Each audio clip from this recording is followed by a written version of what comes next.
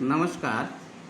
आज का टॉपिक है पलायन वेग, एस्केप वेलोसिटी। यानी किसी भी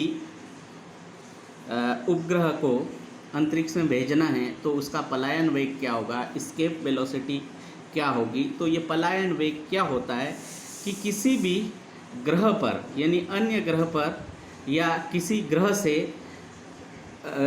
वस्तु या पिंड को दिया गया वह वेग या पलायन वेग वह वेग होगा जो न्यूनतम प्रेक्षण वेग है, जिससे वस्तु उस ग्रह के गुरुत्वीय क्षेत्र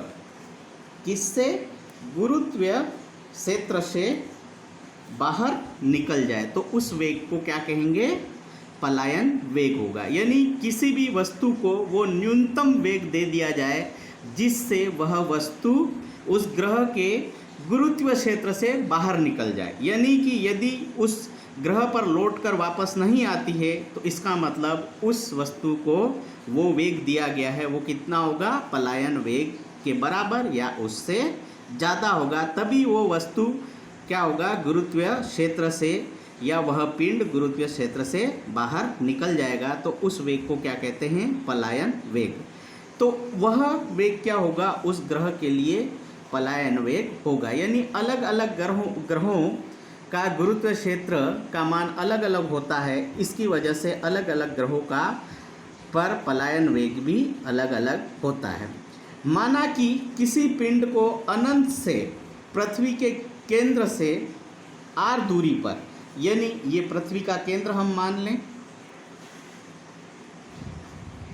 पृथ्वी का ये केंद्र मान लें और ये अनंत है, इन्फिनिटी।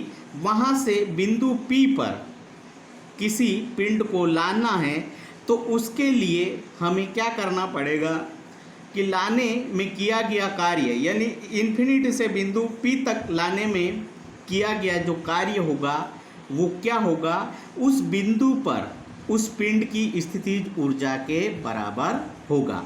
तो इन्फिनिटी पे माना कि जो गुरुत्वाकर्षण बल है वो F बराबर Gm_m/r² है।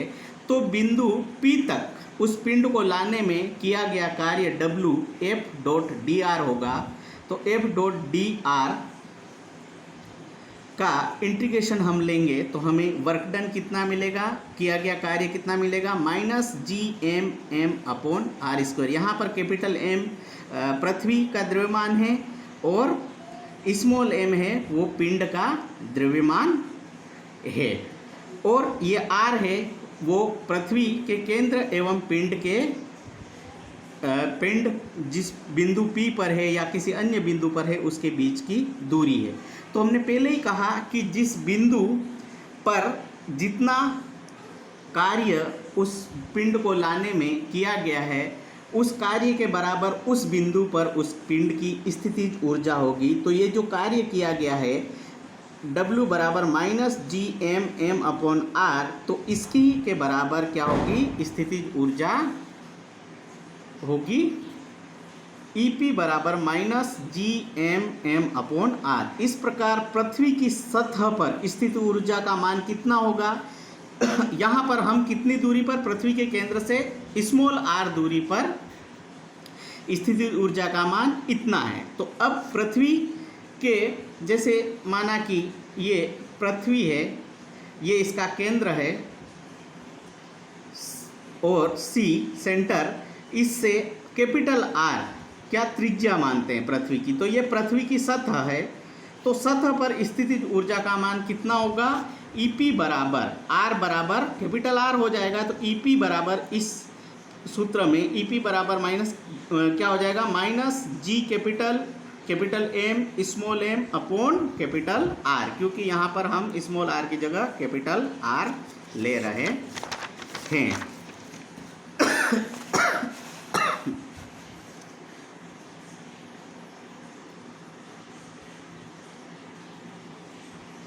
अब यदि m द्रव्यमान के पिंड को पृथ्वी की सतह से, यानी जो पृथ्वी की सतह है केंद्र से कैपिटल R दूरी से अनंत पर भेजना है तो हमें इसको कितनी गतिज ऊर्जा देनी पड़ेगी जिससे वो पृथ्वी के गुरुत्वीय क्षेत्र से बाहर चला जाएगा। तो उसको हमें ऊर्जा क्या है, शून्य करनी पड़ेगी, क्योंकि हम अनंत पर मानते हैं कि ऊर्जा शून्य होती है। तो ऊर्जा के स्तर को शून्य पर ले जाने के लिए हम कितनी देंगे, क्योंकि दोनों ऊर्जाओं का जो योग है वो शून्य हो जाना चाहिए। तो माना कि VE एस्केप वेलोसिटी से हम बाहर भेजते हैं, तो गतिज ऊर्जा कितनी हो जाएगी, E के बराबर हाफ mve²। तब क्या होगा, गतिज ऊर्जा प्लस स्थितिज ऊर्जा का योग कितना हो जाना चाहिए, 0 हो जाना चाहिए, और E के बराबर क्या हो जाएगा, -EP। तो E के का मान कितना है, हाफ mv² बराबर -gm/r। लेकिन यहाँ माइनस लगा हुआ था, तो माइनस माइनस क्या हो जाएगा, प्लस हो जाएगा। तो यहाँ से हमें एस्केप वेलोसिटी का मान मिल जाएगा। एस्केप वेलोसिटी VE बराबर क्या हो जाएगा, gm/r, ये 2 इधर चला जाएगा, और ये स्क्वायर है तो यहाँ अंडर रूट लग जाएगा। तो VE बराबर √2gm/r।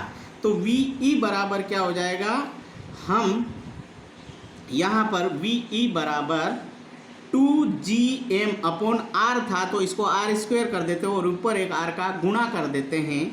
तब क्या हमें क्या मिलेगा कि gm/r² बराबर क्या होता है, गुरुत्व त्वरण स्मॉल g। तो गुरुत्व त्वरण स्मॉल g को यहाँ पुट करते हैं, तो VE बराबर √2gr होगा।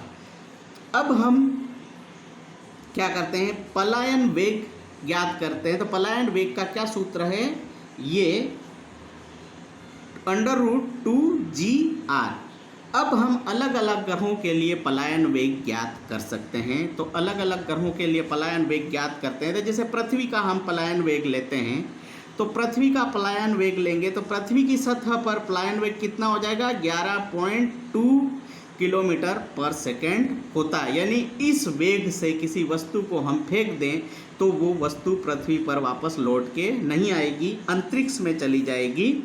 तो यहाँ पर ये 11.2 कैसे आया, तो 2 × g का वैल्यू पृथ्वी पर कितनी होती है, 9.8 मीटर पर सेकेंड, और ये r बराबर होता है 6400 किलोमीटर। इसका अंडर रूट ले लेंगे तो ये मान हमें प्राप्त होगा।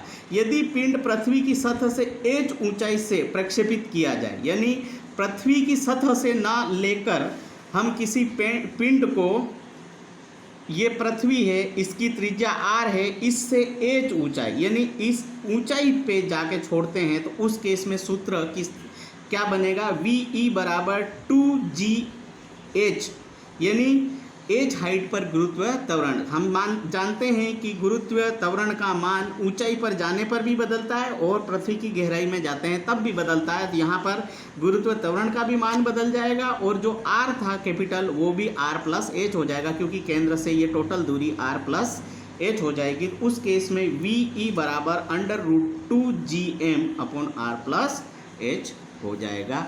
इस प्रकार आज हमने पलायन वेग के बारे में पढ़ा कि किसी भी ग्रह का पलायन वेग क्या होता है, किसी भी वस्तु को अंतरिक्ष में भेजने के लिए पलायन वेग की ज़रूरत क्यों होती है, या हम उसको किसे कैलकुलेट करेंगे ताकि उस वस्तु को या पिंड को या किसी उपग्रह को अंतरिक्ष में भेजना है तो उसको हम किस प्रकार से प्रक्षेपित करें या किस वेग से प्रक्षेपित करें कि वो अंतरिक्ष में अपने कक्ष में स्थापित हो जाए। धन्यवाद।